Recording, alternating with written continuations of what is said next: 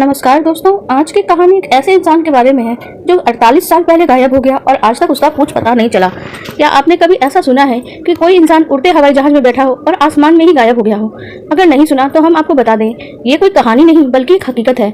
48 साल पहले ऐसा ही अमेरिका में हो चुका है और वो रहस्यमय इंसान आज भी गायब ही है। बात है सन 1971 की। सूट बूट पहना एक शख्स हाथ में काले रंग का बैग लिए अमेरिका के एयरपोर्ट पर पहुंचा। वहां उसने काउंटर पर जाके सिएटल जाने वाली फ्लाइट का टिकट लिया। वहां उसने अपना नाम डैन कूपर बताया, जो असल में उसका नाम था ही नहीं। उसे आज भी डीबी कूपर के नाम से ही जाना जाता है। हालांकि टिकट लेकर वो रहस्यमय शख्स सीधे अपने फ्लाइट की ओर बढ़ा। उसने विमान का नाम बोइंग 727 था। उसे हवाई जहाज का सबसे पीछे वाली सीट मिली थी और वो सीधे जाके अपनी सीट पर बैठ गया। बाकी यात्रियों की तरह उसने अपना बैग ऊपर न रखकर अपने पास ही रखा।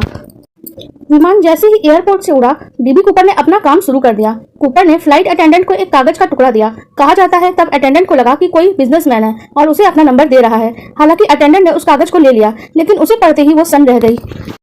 दरअसल उस कागज के टुकड़े पे क्या लिखा था? उस पे लिखा था, मेरे पास बम है। कूपर ने फ्लाइट अटेंडेंट को अपना बैग खोलकर भी दिखाया, जिसमें सचमुच एक बम था। इसके बाद कूपर ने अपनी सारी शर्तें बताई और कहा विमान को नजदीकी एयरपोर्ट पे लैंड कराया जाए और उसमें से फिर से ईंधन भरा जाए। इसके साथ ही उसने $2 लाख, आज के हिसाब से करीब 1,36,00,000 रुपए और 4 पैराशूट की मांग भी की थी।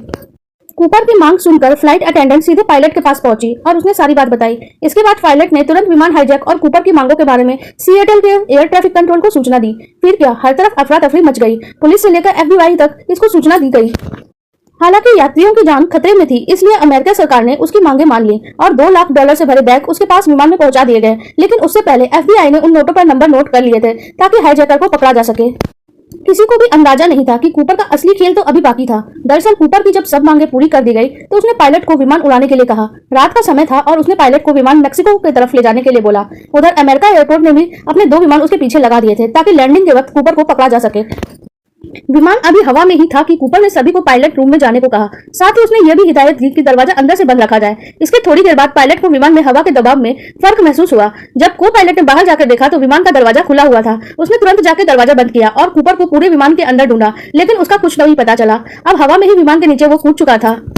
विमान अभी जब एयरपोर्ट पहुंचा तो उसे चारों तरफ से घेर लिया गया। सबको लगा कि अब तो कूपर पकड़ा जाएगा, लेकिन वो तो पहले ही भाग चुका था। हर कोई ये जानकर हैरान था कि आखिर कूपर ने ऐसा कब किया। यहाँ तक कि उस विमान के साथ साथ चल रहे अमेरिका एयरफोर्स के विमानों के पायलटों को भी इसके बारे में कुछ भी नहीं पता चल पाया।